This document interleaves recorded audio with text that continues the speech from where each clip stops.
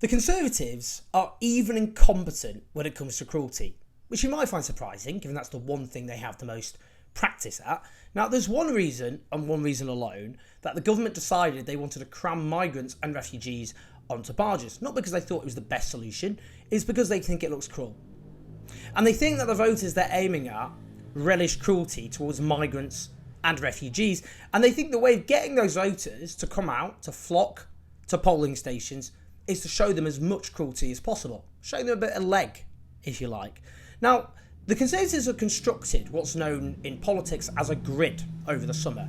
A grid is basically where they choose a series of topics for each week, and on that particular week, with that particular topic, they throw everything at it.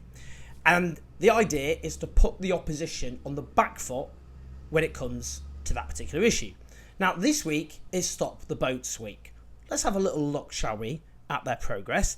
It's involved their Deputy Chair, Lee Anderson, who obviously said migrants should F off back to France. He said that the government had failed on immigration. It's involved a £400,000 Home Office drone used to monitor boats in a channel crashing into the sea. It's involved the 100,000th migrant or refugee arriving from over the channel. And on one day, the largest number in a single week this year. It's involved a border vessel breaking down. Now, so I don't look like I'm accepting the Tories' angle on all this, I need to be clear that if we want to reduce the numbers coming by small boats coming over the channel, not a particularly safe way to arrive here, we should open up safe legal routes for refugees, which have been deliberately shut down by this government, which is why we have fewer asylum seekers arriving in this country than we did at the beginning of this century, but more arriving by small boats. Anyway, on its own terms, it's been a disastrous week. Now, if we think about the Bibby Stockholm, the Bibby Stockholm was built with 222 cabins and was expected to accommodate over 500 migrants and refugees. Clearly, an overcrowded nightmare. Now, with this barge, the cruelty really is the point. This isn't about saving money. As Private Eye notes, it costs £18 million to house 500 refugees in the cramped Bibby Stockholm barge for a year. It would cost just over 15 million quid to send 500 refugees on a Disney cruise for a year. What they've done is put these people on this barge for one reason alone, because as I've said, it just looks a bit cruel. Now, last week, the Fire Brigades Union demanded an urgent meeting with the government, declaring the barge was a death trap. They questioned the lack of exit points, the narrowness of corridors and increased occupancy, given after all, it's expected to be twice the capacity it was built for. Now, a responsible government would go, you know what, these firefighters know what they're talking about. And given what happened at, for example, Grenfell Tower, we actually need to listen to frontline staff. We need to make sure we heed warnings this time in advance of any catastrophe which could lead to a disastrous loss of human life. Did they do this? No, they did not. Instead, what they did is they said to The Guardian, or Tory Insider was quoted saying, Labour and its union backers are gleeful at the idea of housing migrants in hotels because it suits their political games, and that's why they don't want to stop the boats, because they've also calculated it is to their game. Why listen to expert advice when you can slam down the cultural red button as hard as you can? Now, warnings about general safety of the barge didn't end there.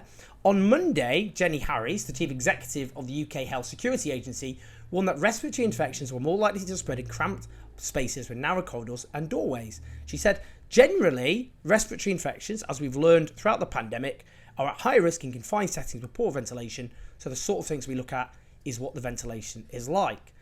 It doesn't end there. The Home Office told an asylum seeker with tuberculosis that they were going to be moved onto the Bibby Stockholm barge. The doctor who was treating that migrant was trying to prevent the move and warned of a public health catastrophe. Lots of warnings then, ample warnings. From, I would add, people who happen to know, unlike e.g. Suella Braverman, happen to know what they're talking about. So what happened next? You'll never guess what happened next. Some breaking news to bring you, and just 4 days after the first asylum seekers boarded the controversial migrant barge, the Bibby Stockholm, they've been taken off again after the bacteria that causes Legionnaire's disease was found in the water there. Our political correspondent Amanda Acas can join us now with more. Amanda, on this quite unbelievable development so soon after migrants first boarded the barge. Well, yes, it's fairly embarrassing for the government, isn't it? This whole plan has been fairly chaotic in the implementation of trying to get 500 migrants on board. Incredible. Just incredible, really, isn't it? On the big Stop the Boats week, designed to put the opposition on the back foot, it's been one disaster after another. And after all these warnings that it's not safe, it took a whopping 4 days for a potential public health disaster to unfold with Legionella bacteria, which kills. Let's not forget, this could kill people if it was not dealt with. It took 4 days for that to be uncovered. Now, some might go, well, the warnings weren't about water transmission. They were about fire and ventilation and for example, this tuberculosis question.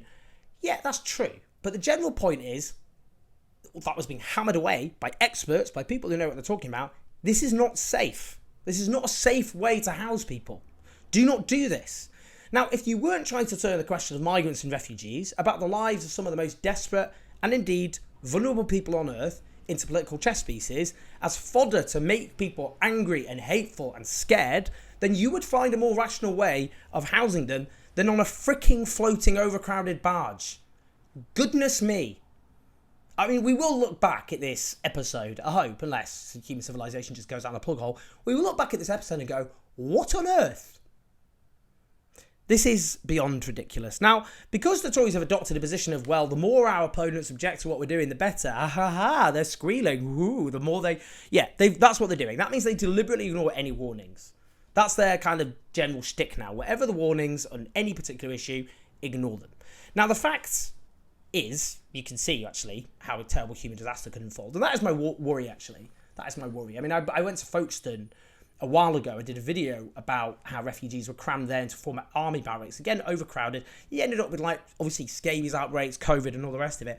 But you can see how a potential human disaster can unfold when you get a group of people, migrants and refugees, who are dehumanised, a government deciding to go, well, actually, we're going to use these people as best we can as fodder to make people angry, and then deliberately ignoring warnings. It's a recipe for disaster.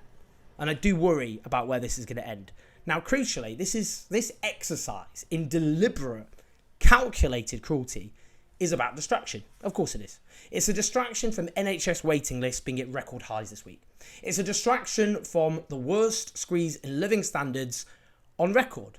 It's a distraction from the housing crisis, from soaring mortgage costs to soaring private rents to the lack of council housing. It's a distraction from our dire infrastructure. Do you know what? It's a distraction from the fact that this country has become a poor country with a few wealthy areas attached to it.